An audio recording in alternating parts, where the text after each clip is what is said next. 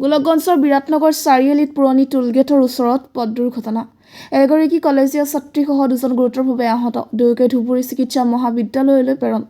মুৰ্ছিদা খাতুনে এজন যুৱকৰ সৈতে AS17L6685 নম্বৰৰ স্কুটিৰে আগমনীলৈ যোৱাৰ পথত বিপৰীত দিশৰ পৰা অহা UP23803022 নম্বৰৰ ট্ৰাকৰ সৈতে খুন্দা লাগে। ফলত স্কুটিৰ আৰোহী দুজন গুৰুতৰভাৱে আহত হয়।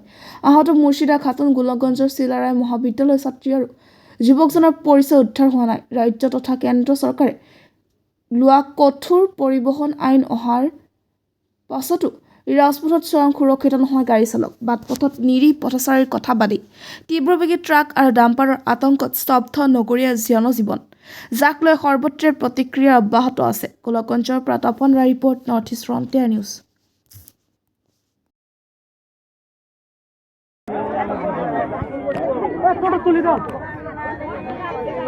বাড়ি নাকি হোস্টেল নাকি? আরে ওই বাইকে করে লেখা আছে তো মা কান্দিস না টোটো তুলি দাও। ধরো ধরো ধরো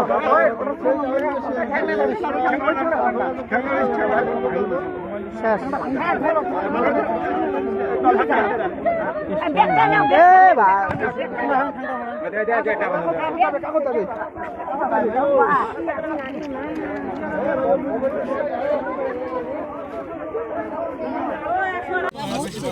মানে এইবার পাস করে না লাম্বা মার উড়ে এইবার পাস করতে ভয় আছে সেন্টারে ঠ্যাং দিছে ঠ্যাং ভালোই আছে